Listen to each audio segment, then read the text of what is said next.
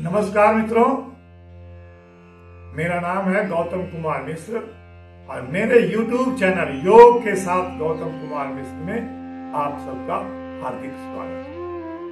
आज मैं एक बहुत महत्वपूर्ण और बहुत उपयोगी और आज के समय के लिए बहुत आवश्यक आसन बतलाने जा रहा हूं। आप लोग मैं धीरे धीरे करूंगा। क्रियात्मक पक्ष पर ही ज्यादा विचार होगा, ध्यान होगा मेरा। सिद्धांत पर विशेष रूप से अगले वीडियो में मैं बता दूंगा। मेरा ध्यान अगर दोनों तरफ जाएगा तो क्रियात्मक पक्ष जो है, जो सबसे महत्वपूर्ण है, उसमें कमी ना रह जाए, इसके लिए आप भी ध्यान देंगे और मैं भी कंसंट्रेट कर रहा हूं क्रियात्मक पक्ष।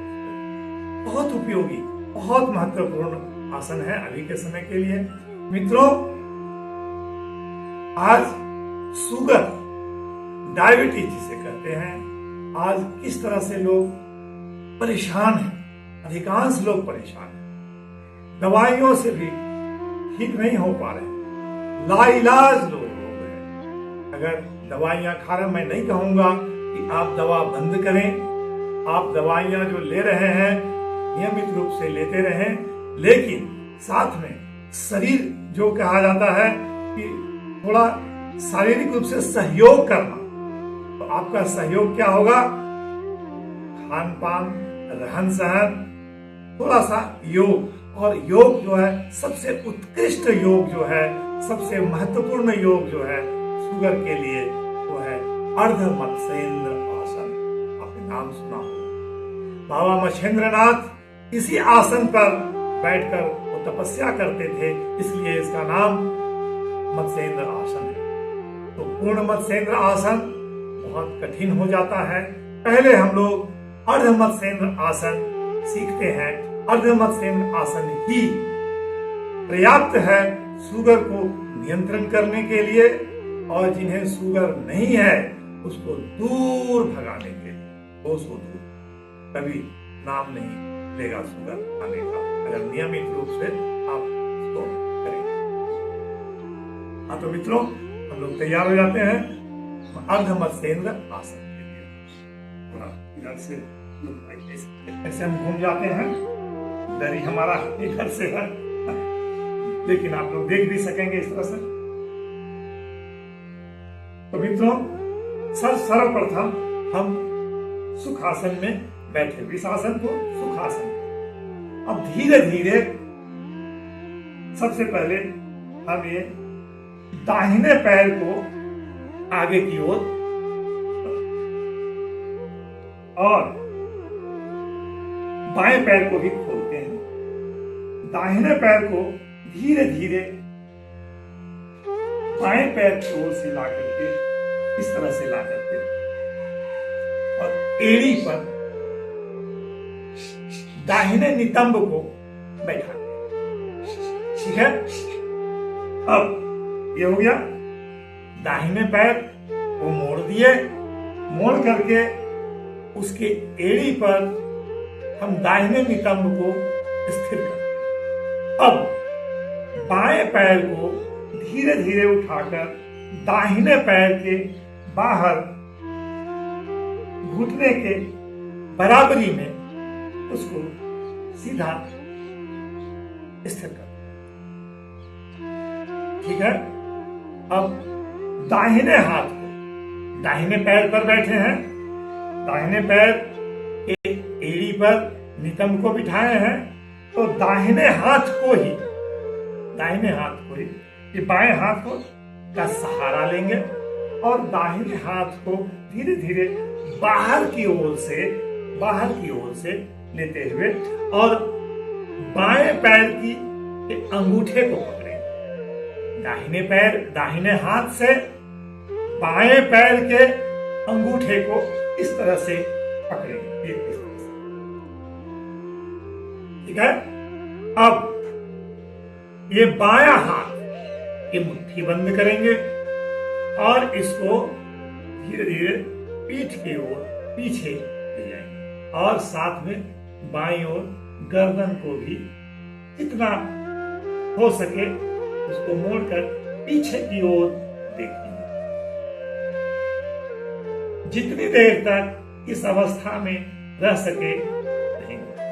सांस सामान्य हो।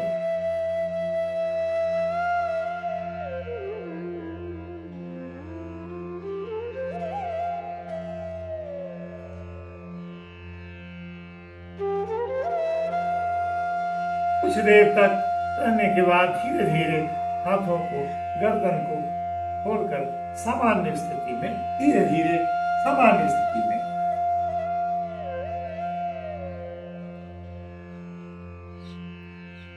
थोड़ा सा विश्राम करें। उसके बाद पुनः दूसरे पैर से अब बाएं पैर को मोड़कर बाएं पैर की एड़ी पर बाएं नितंब को बैठाएंगे। दाहिने पैर को धीरे से बाएं पैर के घुटने के बाहर से उसको स्थिर करेंगे।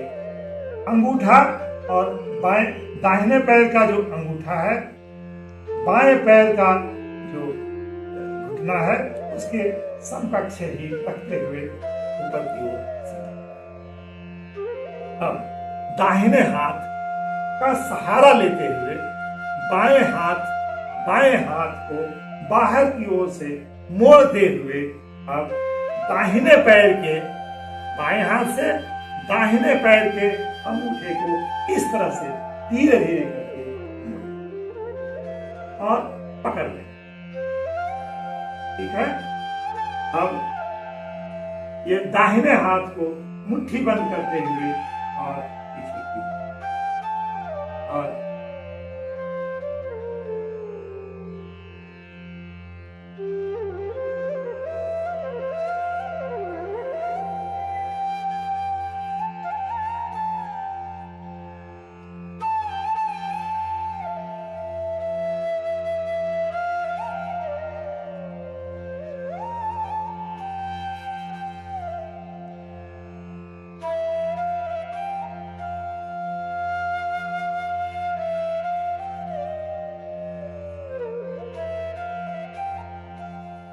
धीरे धीरे धीरे धीरे सामान्य स्थिति में आते हुए आ जाएंगे।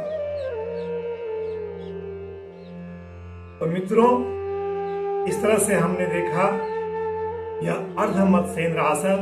इस आसन में जैसे कपड़ा को धोने के बाद धोबी निचोड़ता है, उस तरह से देखे आपने देखा होगा कि शरीर को उस तरह से पेट और पूरे शरीर को निचोड़ा गया। इसमें इस आसन का सबसे बड़ा फायदा क्या होता है शरीर पर मित्रों? पैनक्रियाज एक्टिव हो जाता है और शुगर को नियंत्रण करने में सहूलियत होती है। डिटेल में इसके फायदे और सिद्धांत के बारे में जानकारी अगले वीडियो में देंगे। आज क्रियात्मक पक्ष, पहले क्रियात्मक पक्ष ही मुख्य होता है और धीरे धीरे करेंगे, बड़े आराम से कर लेंगे। अभ्यास से सब कुछ संभव है मित्रों। करत करत अभ्यास के जड़मति होत सुजान, रसरी आवत जात पे सिल पे परत निशान। मित्रों, पत्थर कितना कठोर होता है, रस्सी कितना मुलायम होती है।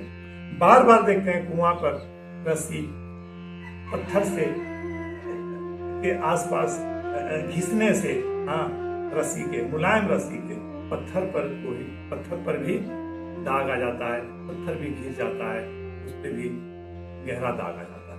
तो मित्रों, अभ्यास से सब संभव है, घबराना नहीं है। जो पहले से करते हैं थोड़ा बहुत, उनके लिए तो आसानी है। तो बिल्कुल नए हैं, वो भी आसान आसन से धीरे धीरे शुरू करेंगे। हमारे साथ जुड़े रहें, सब आसान हो जाएगा। किसी भी उम्र के लोग हैं, हाँ, अपने स्वास्थ्य का भी थोड़ा ध्यान रखेंगे। मैं अगले वीडियो में कौन सा आसन किसे करना चाहिए, किसे नहीं करना चाहिए, क्या ध्यान रखना चाहिए, इस आसन में कौन सा हमारा ध्यान का केंद्र होगा, और व्यायाम और ये योग में क्या अंतर है। क्या बहुत सारे प्रश्न आते हैं कि क्या हम वॉकिंग के लिए जाते हैं तो मुझे योग करना चाहिए, हम एक्सरसाइज के लिए जाते हैं मुझे योग करना चाहिए।